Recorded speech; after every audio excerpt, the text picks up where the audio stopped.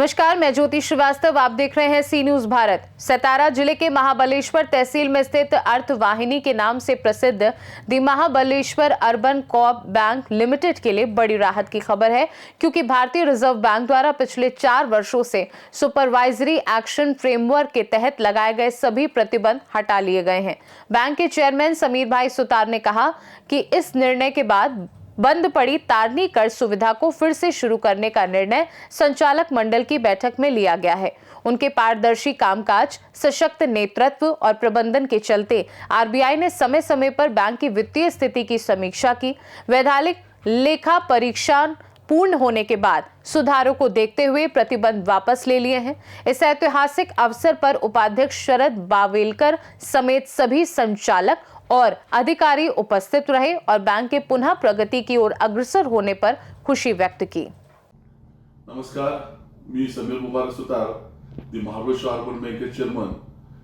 आज आपल्या बँकेला जे निर्बंध लागले होते, गेली 4.5 वर्ष जे बँकेवर निर्बंध लागलेले होते कर्ज वाटू नये, या संदर्भात आज आपल्या रिझर्व्ह बँकेतर्फे आपल्याला पत्र आलेलं आहे की आपल्यावर लागलेले सर्व निर्बंध उठवलेले आहेत।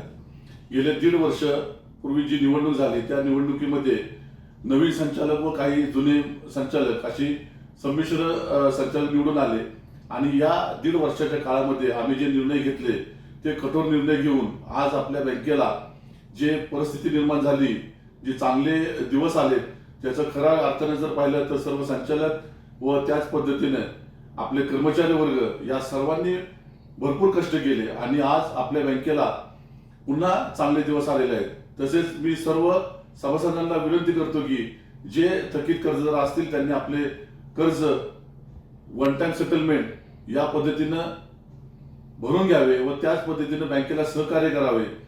संचालक आपल्या दारी या उपकरणाच्या माध्यमातून आपण बँकेला भाग भांडवल निर्माण करण्यासाठी खूप मोठी मदत झाली। त्याच पद्धतीने कठोर निर्णय घेऊन जे आम्ही वसुली केली, निलाव केले, त्या माध्यमातून सुद्धा बँकेला एनपीएचं प्रमाण कमी करण्यामध्ये यश निर्माण झाले आणि आज त्याचमुळे आपल्या बँकेला हे दिवस चांगले मिळालेले आहे।